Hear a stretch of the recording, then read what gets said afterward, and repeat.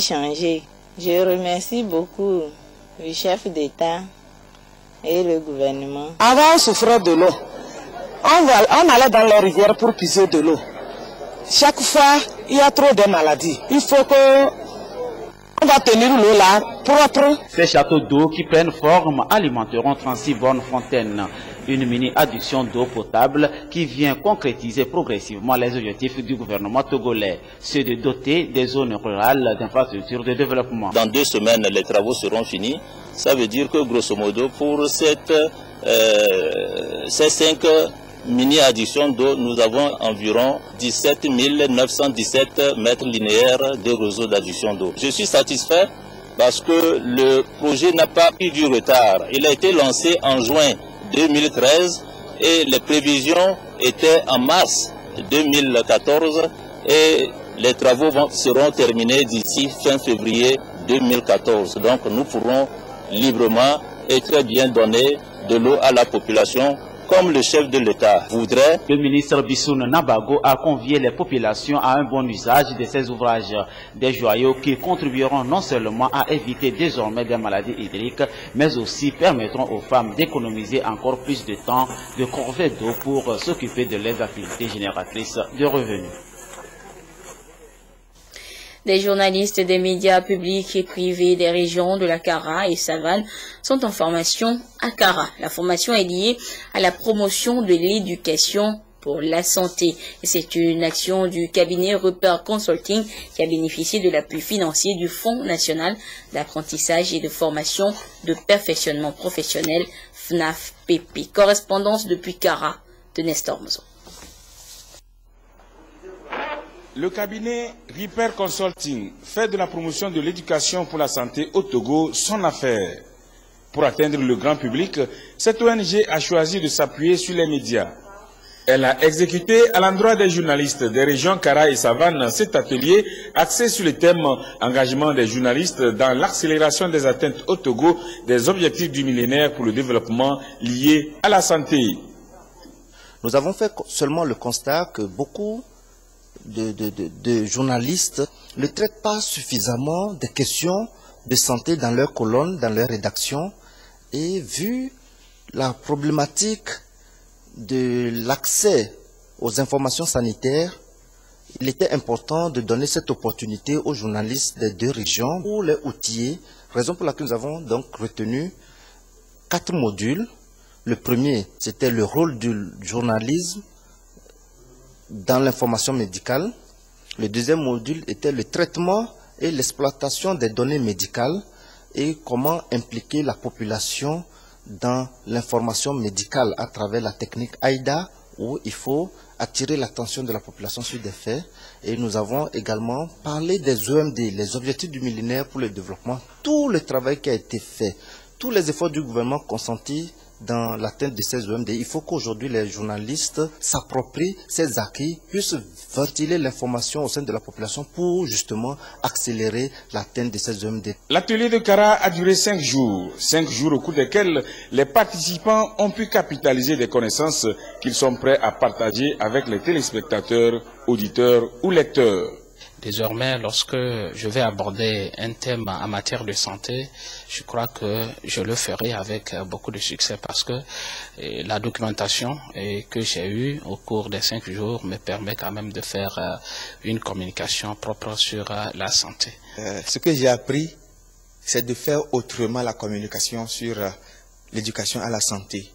Sincèrement, au cours de cette formation, on a appris que communiquer sur la santé, c'est maîtriser le domaine de la santé d'abord. Avec l'appui financier du Fonds national d'apprentissage, de formation et de perfectionnement professionnel, le cabinet Ripper Consulting veut étendre la formation aux journalistes des autres régions. Des ateliers sont prévus à leur intention à Atakpamé et à Lomé. Et à Lomé, le syndicat national de secours d'assistance aux véhicules de transport au Togo poursuit ses initiatives en faveur de la sécurité sur la route. Hier, les membres du syndicat étaient en congrès d'études et d'adoption d'un nouveau statut. Medina Bacha. Le syndicat national de secours et d'assistance aux véhicules de transport au Togo, SINASVETO, en congrès extraordinaire autour du thème SINASVETO pour le secours et l'assistance aux transporteurs routiers au service du développement de l'économie nationale. Cette rencontre a abouti à l'élection d'un nouveau bureau de 11 membres dirigé par Isaka Chakpadao.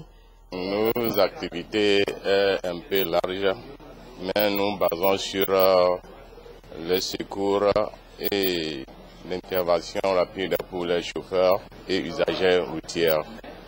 Par rapport s'il y a un accident, on nous appelle, nous avons des délégués préfectoraux, ils nous signalent et on va là-bas pour faire le premier soin.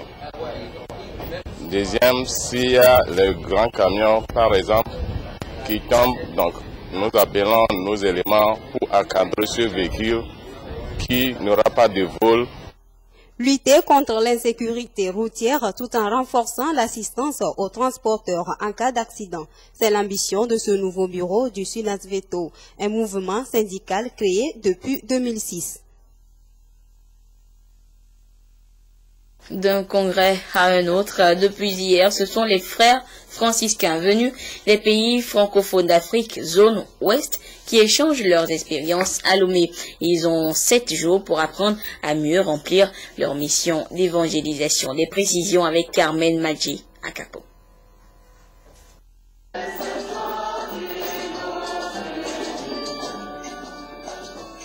Venus de différents pays d'Afrique et d'Europe, ces délégués de l'ordre des franciscains séculiers et de la jeunesse franciscaine veulent, à travers ce 2e congrès des pays francophones d'Afrique, consolider leurs acquis en Afrique pour mieux propager la bonne nouvelle de l'Évangile.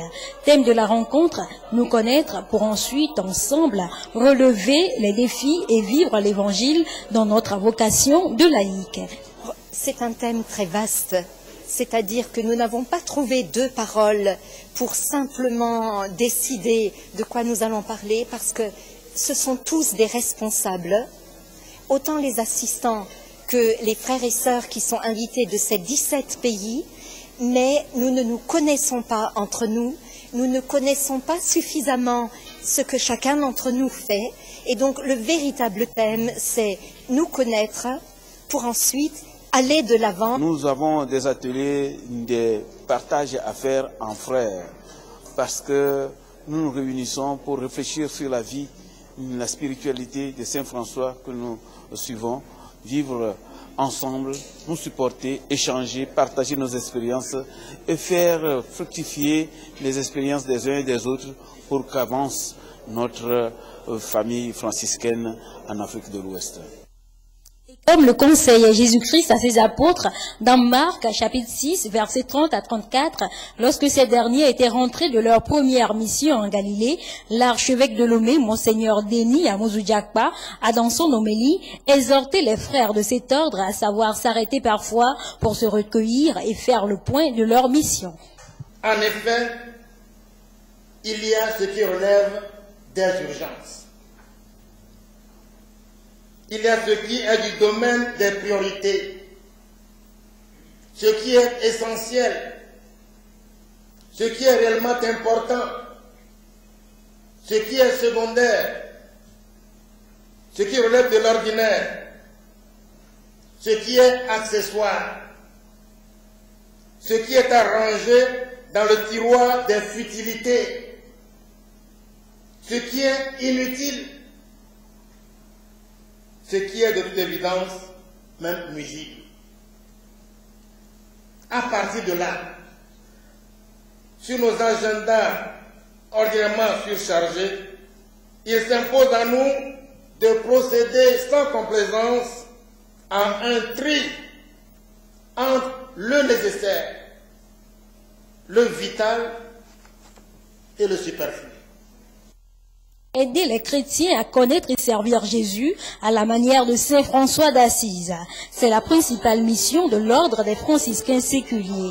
À ce congrès de Lomé, plusieurs communications sont au menu pour aider les membres de cette fraternité à mieux accomplir l'œuvre de Dieu. L'ordre des franciscains séculiers est le 3e des ordres créés par Saint François. Il regroupe des chrétiens catholiques laïcs.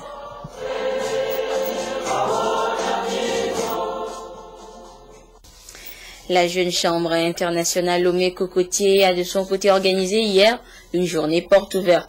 Objectif, informer les jeunes sur les activités menées par la JCI et les opportunités qu'elle offre aux communautés. Et cette année, la journée porte ouverte est justement placée sous le thème « Impacter durablement nos communautés ». Des précisions avec Eric Djaniko Ali Ouro Titiri. La jeune chambre internationale Lomé Cocotier s'ouvre au public. L'opportunité a été offerte aux jeunes dont l'âge est compris entre 18 et 40 ans de découvrir cette organisation. Occasion d'échanges et de découvertes pour les jeunes curieux et sympathisants de la JCI. C'est l'occasion pour nous de présenter la Jeune Chambre, notre organisation, à tous les jeunes de notre communauté. De montrer aux jeunes ce que nous faisons, qui nous sommes. Et aussi de les inviter à nous rejoindre pour mener plus d'actions dans nos communautés. Parce que l'objectif de la Jeune Chambre, c'est d'améliorer chaque individu lui-même, mais aussi d'apporter des changements dans nos communautés par les différents projets que nous rendons. Nous avons prévu rendre 4 projets. Nous avons le projet Un JCI, un arbre, premier secours, responsabilité sociale des entreprises. Nous avons également le projet Rencontre de l'intégration qui permet aux jeunes de la Jeune Chambre internationale de par le monde de se retrouver, de partager les meilleures pratiques, comment ils font dans leur pays. Impacter durablement nos communautés, c'est le thème retenu pour ce rendez-vous. La Jeune Chambre internationale est une organisation mondiale créée en 1910. Sa principale mission, offrir aux jeunes des opportunités de développement qui leur permettent d'opérer les changements positifs au sein de leur communauté. Pour ces activités portes ouvertes, les membres actifs de la JCI ont aussi effectué une opération de collecte de sang pour sauver des vies. L'actualité ce dimanche, c'est également la visite des autorités maliennes dans le nord du pays des jours après des affrontements meurtriers entre Peuls et Touaregs. Une crise intercommunautaire que tente de résoudre le gouvernement de Bamako à travers des consultations publiques.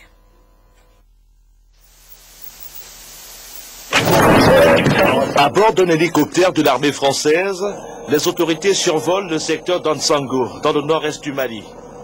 C'est la première fois qu'une délégation officielle dépêchée de Bamako vient à Tankoutal, le théâtre de récents affrontements particulièrement meurtriers. Sur le sol sont encore visibles des traces des violences qui ont fait, selon les sources, entre 30 et 80 morts. Mais aussi plusieurs blessés, actuellement pris en charge dans le plus grand hôpital de la région de Gao. Le ministre malien de la Sécurité accuse des combattants du mouvement pour l'unicité et le djihad en Afrique de l'Ouest. La douleur est là, il faut travailler. La seule manière d'oublier cela, c'est que les auteurs soient retrouvés. Et je pense que nous devons désormais créer la peur chez ces terroristes. Alors qu'ils veulent nous amener à un conflit intercommunautaire. D'après les sources concordantes, les Peuls armés par le Moudjahou et les Touaregs soutenus par le MNLA seraient à couteau tiré depuis plusieurs mois dans la région de Gao. Les Peuls accusent les Touaregs de voler très souvent leur bétail. Pour tenter de désamorcer la crise entre les deux communautés, les autorités maliennes multiplient les réunions publiques avec les notables. Objectif, délivrer des messages de paix. On ne peut pas avoir la paix si on ne se parle pas. Le dialogue doit s'instaurer et vous devez être les premiers à aller vers ce dialogue. Que les gens le comprennent également, qu'on demande aux uns et des autres de ne pas se rendre justice, ce qui est très important. Avant de regagner Bamako, le ministre de la Sécurité a annoncé une série de mesures visant à pacifier la région de Gao. Il a notamment demandé aux forces armées maliennes, à la mission des Nations Unies et aux troupes françaises de l'opération Serval de renforcer leur présence sur le terrain et plus précisément autour des localités où le risque de conflit intercommunautaire est élevé.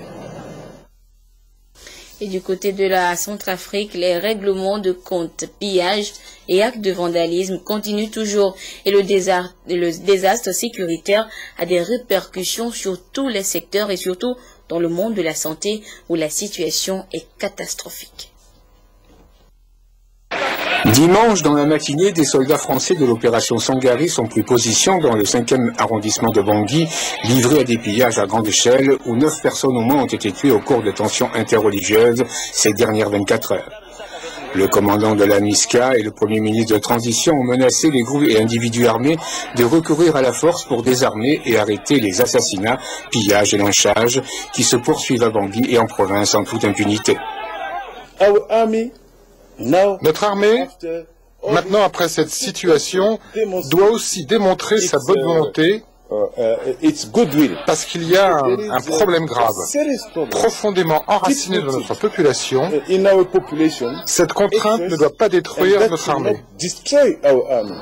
Dans ce contexte, la situation sanitaire, déjà très fragile avant le coup d'État de mars 2013, est aujourd'hui catastrophique. L'hôpital communautaire de Bangui est l'un des rares encore en activité. La maternité tourne au ralenti. Avant la crise, elle enregistrait en moyenne 90 naissances par jour. Aujourd'hui, ce chiffre a été divisé par 5. Équipements pillés, matelas emportés, matériel du bureau saccagé, vandalisé et volé. Difficile dans ces conditions de faire face à l'urgence. Le service de gynécologie obstétrique est le service de référence de tout le pays. Même les maternités de périphérie. S'il y a des cas de difficultés d'accouchement, ces maternités réfèrent à la maternité, au service de gynéco-obstétrique de l'hôpital communautaire. C'est un appel au secours. En raison de l'insécurité ambiante et des moyens de travail inexistants, l'absentéisme du personnel atteint des niveaux records, sans parler des salaires non versés depuis plusieurs mois. Pour venir en aide aux nouvelles autorités centrafricaines de transition et pour faire face à l'urgence, le directeur régional de l'OMS a rencontré le chef de l'État de la transition, Mme Catherine Samba-Panza, pour lui remettre au nom de son organisme un don de table d'accouchement pour venir en aide aux femmes centrafricaines. Situation tout aussi critique en Syrie. Après des mois de guerre, une trêve a été trouvée. Une trêve de 3 jours a été conclue depuis vendredi pour apporter de l'aide aux habitants de la ville de Homs. Mais l'opération a tourné court après l'attaque du convoi de la Croix et du Croissant Rouge. La trêve de 3 jours intervenue entre le régime syrien et la rébellion armée pour permettre une opération humanitaire dans la vieille ville de Homs a volé en éclats dès le 2e, interrompant l'évacuation de civils et l'introduction de vivres à une population assiégée depuis 1 an et demi. Après la sortie vendredi de 83 femmes, enfants et vieillards, une deuxième vague de personnes âgées a pu être sortie dans des conditions rocambolesques et dans la terreur de voir le cessez-le-feu rompu. Une crainte parfaitement justifiée puisque peu de temps après, les convois d'aide alimentaire et médicale de l'ONU et du Croissant Rouge étaient pris pour cible par des tirs de mortier. La personne qui filme ces images postées sur les réseaux sociaux accuse clairement le régime de ne pas hésiter à bombarder jusqu'au véhicule des Nations Unies. Voilà ce qui se passe en présence des Nations Unies. Que le monde entier voit que nous sommes tués en présence des Nations Unies. De son côté, alors qu'il encercle et affame depuis des mois, combattants et civils confondus, le régime accuse la rébellion d'avoir violé le cessez-le-feu et d'empêcher la population de sortir. Nous avons des informations depuis 7 ou 8 mois selon lesquelles il y a des gens qui tentent de quitter les quartiers encerclés, mais ce sont les éléments armés qui les en empêchent pour s'en servir comme bouclier humain. Aucune trêve en revanche pour la ville d'Alep. Les avions de Bachar el-Assad continuent de larguer leurs barils d'explosifs sur la population des quartiers en rébellion, donnant lieu à des scènes d'horreur au quotidien. Sport à présent et direction Sochi en Russie où se déroulent les Jeux Olympiques d'hiver. Aujourd'hui dimanche, 2e journée des épreuves tout aussi spectaculaires marquées par quelques accidents. Regardez. Inconsolable. Anaïs Bescon vient d'échouer au pied du podium. La biathlète jurassienne a longtemps occupé la première place de l'épreuve du sprint 7 km 500. Une seule faute au tir, synonyme d'un tour de pénalité. Et la médaille lui échappe pour 8 petites secondes, finalement 5e. J'y croyais parce que j'avais vraiment envie de monter sur ce podium et puis non, c'est pas grave, le sort en a été autrement et puis il y aura la poursuite après-demain pour remettre les pendules à l'heure. Au chapitre déception à Sochi, il y a déjà beaucoup de bleu-blanc-rouge. À peine 20 secondes de course et Johan Claret rate une porte ce matin dans la descente. Rageant. Aucun Français dans le top 15. et un jeune Autrichien qui surprend tous les favoris. Matthias Mayer, 23 ans, perpétue la tradition familiale, 26 ans après la médaille d'argent de son père, au JO de Calgary. À quelques mètres de son triomphe, l'Américain Bode Miller, 8e, accuse le coup. Il avait survolé les entraînements sur cette piste. Voici la frayeur du jour. La snowboardeuse tchèque Sarka Pankošová chute lourdement dans l'épreuve du slopestyle. Elle perd connaissance quelques secondes avant de se relever, brisée sous la violence du choc, son casque et son rêve de podium. On en vient à l'actualité sportive au Togo ce dimanche. C'est la victoire de l'AS Douane du Togo sur le club industriel de Cap-Sar de Guinée-Conakry par 2-0. Une victoire qui compte pour le match aller du tour préliminaire de la 11e édition de Coupe des Confédérations africaines. Et c'était cet après-midi sur le stade municipal de Lomé. Le résumé de la rencontre avec Martin Sandani, Mankoubi. C'est l'AS Douane de Lomé en maillot bleu qui sort victorieuse de ce match aller de la Coupe des Confédérations africaines de football CAF sur le score de 2-0. Pourtant, la première manche de cette rencontre a été de bout en bout dominée par les Guinéens du club industriel de Kamsar. Dès l'entame de jeu, le SIC a joué fermé pour empêcher l'AS Douane de poser son jeu. Dans cette première bataille, les deux formations se séparent dos à dos, 0 but partout, avec une parfaite domination des visiteurs. Tout allait se jouer en seconde partie. Les Togolais de l'AS Douane, déterminés à en découdre avec leurs adversaires, appuient sur l'accélérateur et ouvrent le score à la 48e minute, une œuvre de Kondo Arimiao qui dévie de la tête un centre de Degli Messa. Galvanisé par ce but, l'AS Douane continue sa pression et corse la mise à la 76e minute grâce à un centre de Kombe Edem repris par Saïbou Badari. Dès lors, les carottes sont cuites pour les Guinéens qui vont se battre sans parvenir à marquer le moindre but. 2-0 en faveur de l'AS Douane, score final. Le match retour est prévu pour le 16 février prochain à Conakry, en Guinée. Le 5 février dernier était le 9e anniversaire de la disparition du père de la nation, Nyazingbe Eyadema. Et pour marquer cet anniversaire, un cross-country a été organisé à travers les artères de la ville de Pia, dans la Kosa. Et des centaines de jeunes, et filles comme garçons, ont participé à cette compétition. Le compte rendu avec Nestor Mozo. Après les dernières consignes concernant le trajet et les dispositions, la compétition dénommée Cross Country Papa Eyadema a été lancée. Au niveau des filles comme au niveau des garçons, il y a deux catégories, seniors et cadets. Les filles avaient à parcourir 6 km. Quant aux garçons, leur distance est de 8 km. Dans la catégorie senior dames, Chouchou Chaptom a franchi la ligne d'arrivée avec un chrono de 25 minutes 04 secondes 63 centièmes. Elle est suivie de Solem Bachassi et de Eyabane Tchessi. Chez les cadettes, Esso Solem Agnom, 28 minutes 03 secondes 91 centièmes, est la première. Soyanam Alaï et Yaba Chassanti complètent le podium. Pour les garçons seniors, Akleso Helim arrive en tête avec un temps de 26 minutes 24 secondes 28 centièmes. Dumwe Badjana et Katanawe Meniba occupent respectivement la deuxième et la troisième place. 32 minutes 01 seconde 18 centièmes, c'est la performance de Etienne Badjana arrivé en première position dans la catégorie cadette des garçons. La deuxième position est revenue à Essosena Belei et la troisième à Kuboyo Pocho. Le cross-country Papa Eyadema est à sa 4e édition. Il est une compétition organisée par le collectif des professeurs d'éducation physique et sportive de Pia. Cet événement d'abord a commencé en 2011. Pourquoi l'idée Cross Papa Eyadema est née? Depuis 2005 jusqu'en 2010, on a vu que l'anniversaire du feu père de la nation se limitait seulement aux offices religieux. Or, le feu père de la nation avait un palmarès sportif très riche. Ceci nous a amené à faire naître un cross pour que au moins la jeunesse aussi embrasse et mesure ses talents à travers son anniversaire. Le cross-country a été couplé de la finale d'un tournoi de volley-ball. 6 équipes ont pris part à la phase éliminatoire. Il s'agit de la 6e compagnie, de l'EFOFAT, du collège militaire Yadema, du régiment parachutiste commando, de la base chasse de Niamtougou et de Chris Roy de Pia. Ce sont les 2 dernières équipes qui se sont affrontées en finale.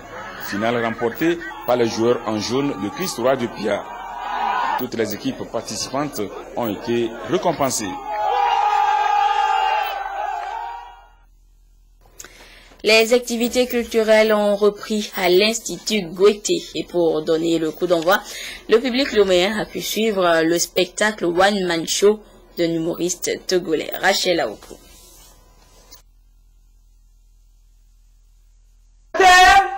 Je t'aime comme un fou, comme un soldat.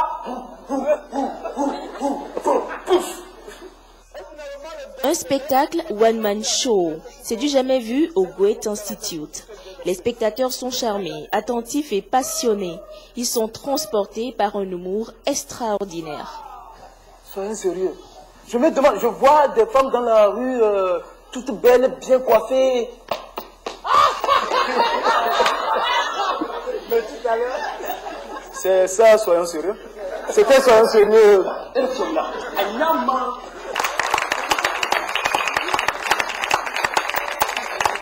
Le jeu d'acteur, premièrement, et le jeu d'acteur, la diction, tout ce qu'il a proposé, j'ai aimé, j'ai tout aimé.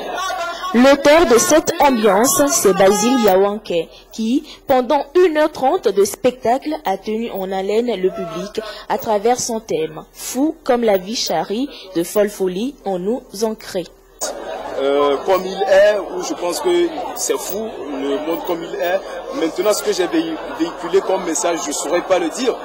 Parce que moi, je ne fais pas du spectacle pour donner des leçons. Je fais du spectacle, je fais des expositions. À chacun de tirer ça par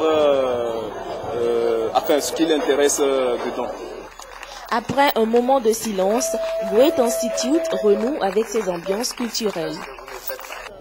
Pour le mois de février, comme annoncé auparavant, le Goethe Institute va recommencer à projeter les films allemands dans le cadre de notre programme Ciné Goethe. Et déjà la semaine prochaine, le mercredi à partir de 19h, nous avons prévu un film qui parle de l'histoire du football, des débuts du football en Allemagne. D'autres artistes sont donc attendus pour des concerts, théâtres et formations dans les prochains jours.